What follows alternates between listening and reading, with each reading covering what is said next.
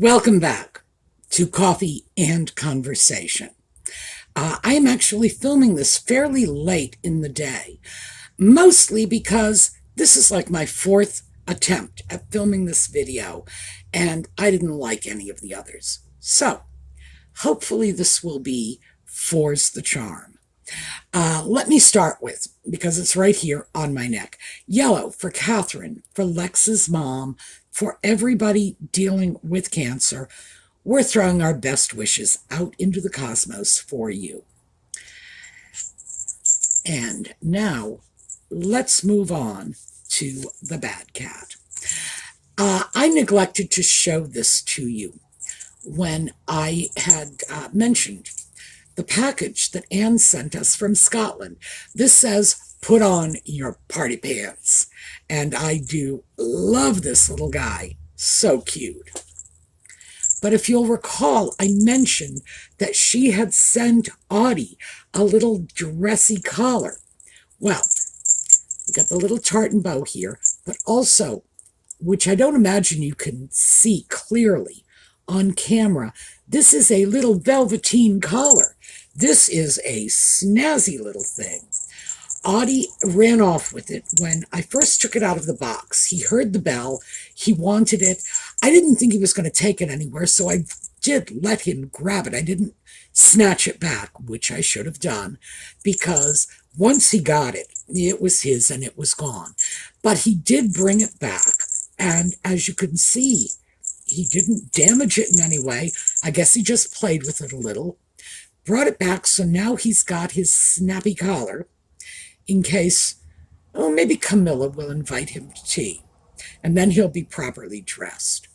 But yeah, he doesn't usually have many occasions for a formal cat collar.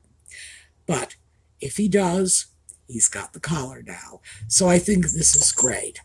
Also, Anne had sent him cat treats. I'm sure I mentioned that at the time.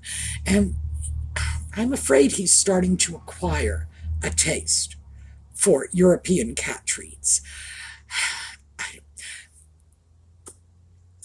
He's a picky little cat. So, yeah, maybe that's what's going on. But he certainly is just sort of basking in the attention. And he's happy for it.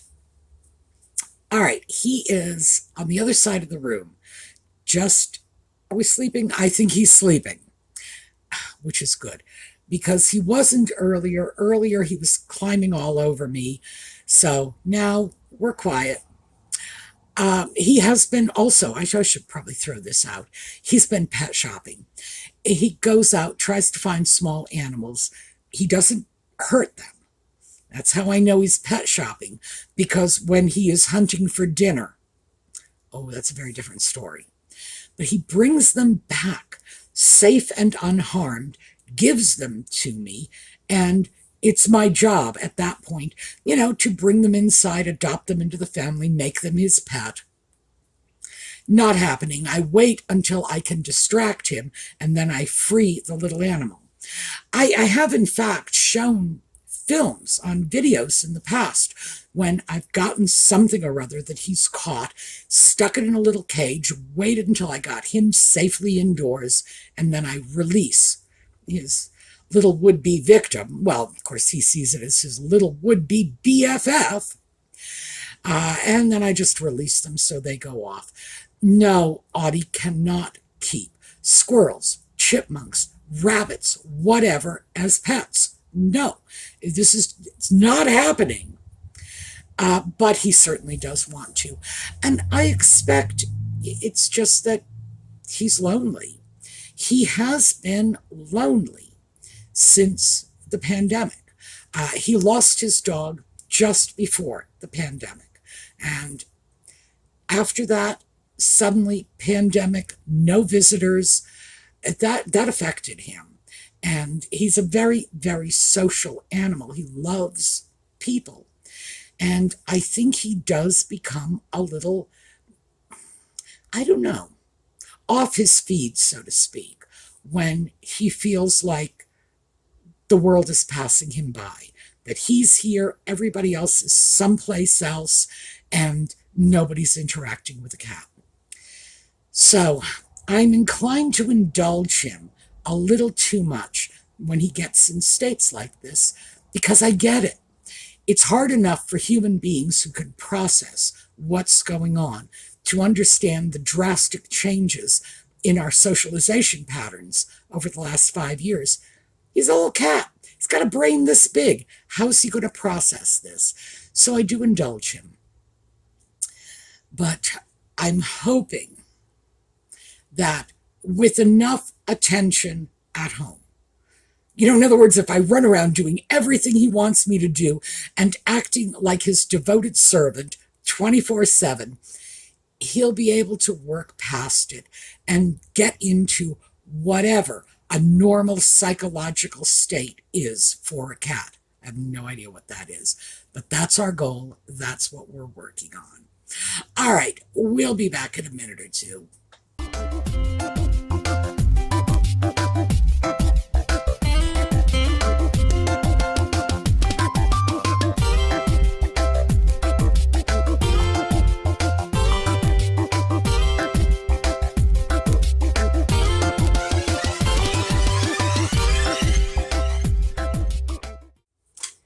So I've gotten comments on the last, half dozen videos or so. And in fact, some of these themes have gone back prior to that time. But I have noticed a bit of an increase in this sort of comment recently. When we start talking about things like wardrobe building, closet clear outs, how to shop smarter, get more for your money, a lot of people have been saying, but yeah, I have X concern about buying clothing at this time. That concern could be anything from, I'm losing weight, I weigh more than I did and I'm not comfortable with it, I just don't feel like I am in my forever home right now, maybe I'll be somewhere else, the climate changes will be different, things like that. And I thought we might take a look this time out at things you can buy. So I'm encouraging you to spend money. Oh, so bad of me. But things you can buy to enhance your wardrobe that are not size dependent. Now, you all know me and my scarves. Scarves are not size dependent. It's one of the things that got me into scarves in the first place. The fact is that no matter what situation your body is in, regardless of weight, health conditions, mobility, etc., or what situation your body is in just geographically. Do you have warm summers and almost no winters? Do you have cold winters and very short summers? You can always find a way to throw a scarf in there somewhere. And this can be a very easy way to throw some variety, some color, some spark into your wardrobe. I know from personal experience, and this, they don't have to be designer scarves. This, by the way, is a designer scarf. And I bet nobody out there actually said, oh my, that looks so much better than the dollar store scarves, did you? No. The dollar store scarves are just as much fun as the designer scarves. And guess what? They cost $1. And I've worn many of my dollar store scarves on these videos. So it's not always this one. Is this Versace? Oh my, yes. They very conveniently embroidered their name on it. Yes. So yeah, it doesn't have to be Versace. It can be from the dollar store. And you can get just as much bang out of it. So there are many things like this. Scarves are one of them. They happen to be my favorite, just because. Well, actually, there are reasons it's my favorite. I'm not going to just minimize it and say, oh, just because. You can get them at every price point. You can get scarves. Some of my favorite scarves were picked up for a quarter, 50 cents at thrift stores or yard sales. You can get them all over, like I say, any price point. I have scarves. I'm not going to tell you what my most expensive scarves are because you're just going to think I'm crazy, and I probably am. But it's a huge, huge price range. Let me just say that, because we've got 25 cents on the bottom end, all the way up to I'm not going to share. And whatever you pay for them, you're buying color, pattern, style. You're buying a spark for your wardrobe. So, yeah, it's going to do the job no matter how much you pay for it, just as long as you select something that works for you, works with your wardrobe, your personality, gives you either the punch of color you want, the warmth in the winter, whatever. So yeah, I think they are a great investment. A scarf is something that you really can keep forever. Now, are you going to have to take care of it if it's like a fancy little silk la-la piece? Sure. But still, it's an investment, and you can have it always. Other things of a similar nature. Jewelry.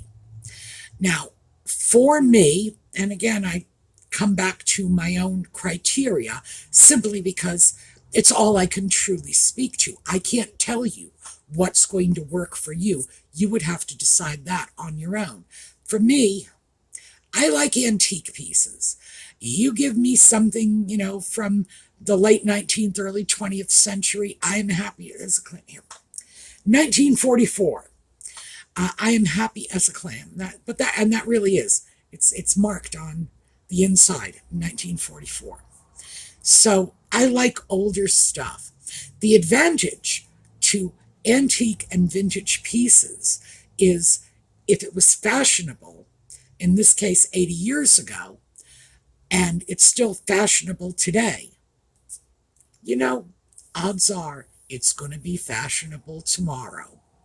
And you can usually get much, much better prices on antique pieces, vintage pieces, second-hand pieces than you can on brand new items. So more bang for your buck. And jewelry tends not to be size dependent. If you're a watch like this, well, this has a cord band, and I have several cord bands. In fact, when I got this watch initially, I put the time and effort into figuring out how to make and replace my own cord bands, because I thought that might be worthwhile to do sometime. But even if I gain a boatload of weight, I can replace the band quickly and easily on my own. If I don't want to do it on my own, I can go on eBay and pick up a cord band like this for $10. So, yes, it's sort of got a hedge against changing body types. Weather? No. No, this is just as useful in the winter as it is in the summer. The same with the earring. Oh, and by the way, the earring is never going to not fit me. So jewelry is another place that you can look to put little sparks and little pops of color, a little bit of jazz, a little bit of excitement. You can reinvigorate a wardrobe that you're sick of very easily. And again, all price ranges. You can get things for a few bucks at a thrift store. You can get things for huge amounts of money at antique shops. So it's all up to you. And of course, you can go into the modern jewelry stores, get what they have. I have no problem with buying modern jewelry. My ear cuffs, by the way, because ear cuffs were not a thing in the past. My ear cuffs are all modern, and so consequently, they're all coming from modern jewelry stores. But there's this huge variety of stuff. Now, keep in mind, for me, just about the only thing I really wear a lot of is earrings. That's kind of my thing. I tend not to wear very many rings, although I should. I had a friend who used to tell me that you should put a ring on every finger. It will stave off arthritis. I have no idea if she's right or wrong, but hey, it's probably worth a try. So, but that's what works for me. Earrings, it's my little indulgence. But again, you can have them for always.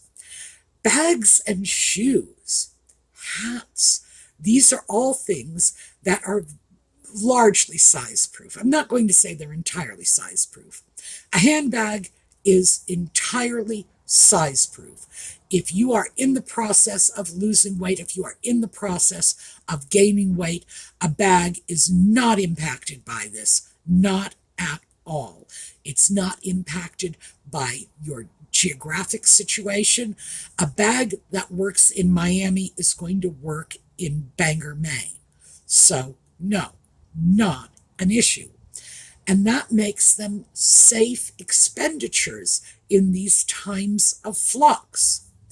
Hats, again, although I will say, yes, hats can be geographically dependent. The hat you wear in Miami in the summer is not going to be the hat you're wearing in Bangor in the winter. Not even close.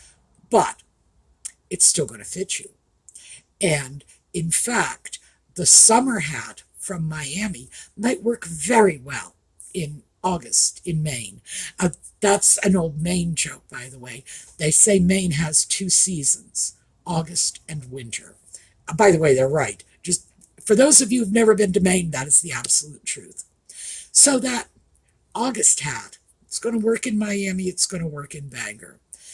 But it is a safe area to express yourself in, especially if you have concerns about, well, if I buy it now and my weight is different next year, am I going to have to throw it away or give it away or whatever? I get that. So this is safe. Hats, bags, shoes. Shoes, maybe. Our feet are part of our bodies, and shoes are going on our feet.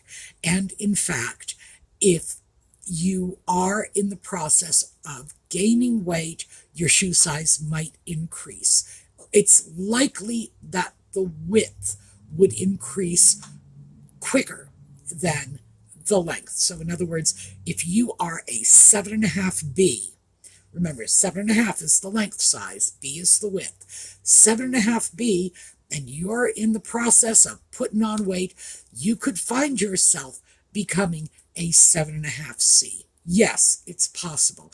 Meanwhile, 7.5B, if you're losing weight, you might find you're a 7.5A at the end of the weight loss. So, yes, absolutely, there is a rather slight problem with shoes. Is it overwhelming? No. And the reason for this is because it will take a rather significant weight gain or weight loss to impact your shoe size. Your shoe size should not be impacted by gains or losses of 50 pounds or less. So, just saying. Now, all of this is individual. It could be different for you, but in general, shoes are also fairly safe within reason. So I have to kind of throw that out there. There's certainly a lot safer than a nice pair of snug skinny jeans. So, might be something to consider, especially if your weight fluctuations are not all that great. If your weight fluctuates, 20 to 30 pounds, yeah, it probably won't impact your shoe size. Probably. Could be different for you, just giving you a generality here. But is your hat size going to change? No. Is your bag size going to change? No. Is your ring size, however, going to change? Yeah, probably. But the great thing about rings is the ring you have on this finger today can go on this finger tomorrow. So if you end up gaining weight, if you end up losing weight, it goes on this finger. So again, you've got some flexibility there. And I would say, as a whole, leather goods, scarves, jewelry are probably safe areas in which you can go out, feel free to spend a bit of money and liven up a wardrobe that otherwise might not be meeting your needs, might not be working for you. It's getting stale, you're getting tired of it. This is a good way to throw a little punch into it without having to make a long-term massive commitment that your circumstances might make imprudent at this time. So, yeah, there are plenty of things you can do. And I don't think people are open enough to these little accessories. Some accessories, brooches, boy, brooches come to mind quickly, don't they? A brooch is size change proof. It's like earrings, size change proof. These are things that can just add an awful lot of spice to your wardrobe and give you more bang for your buck.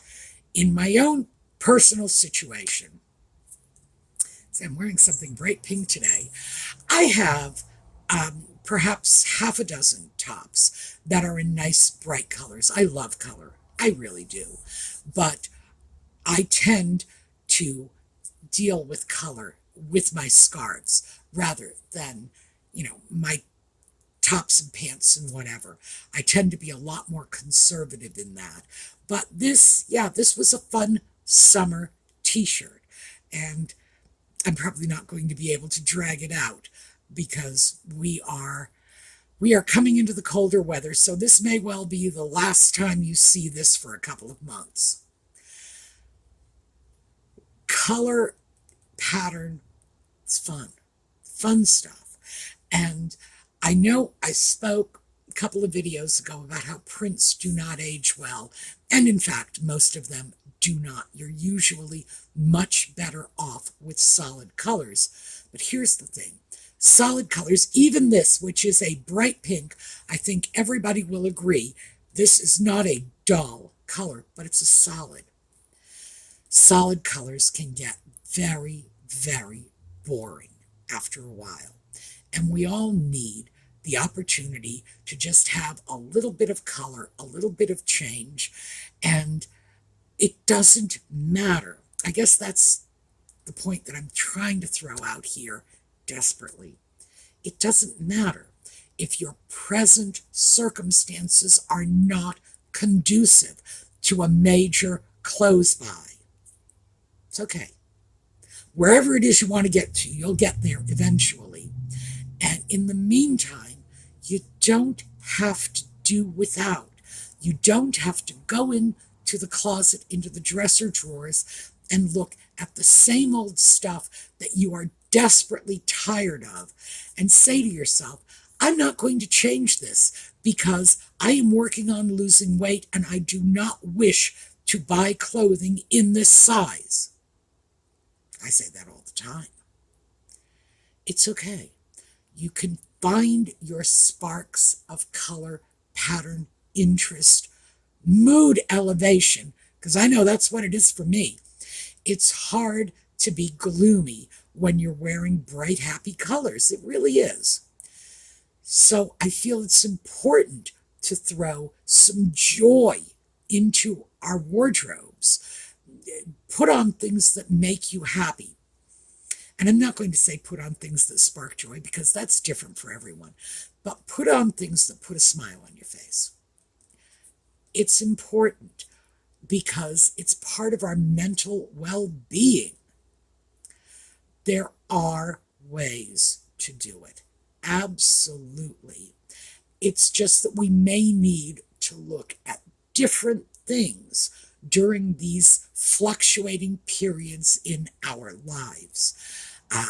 And I know for me, scarves are always going to do it. They are always going to bring brightness, liveliness, color, vibrancy into my life. And that's what I love about them.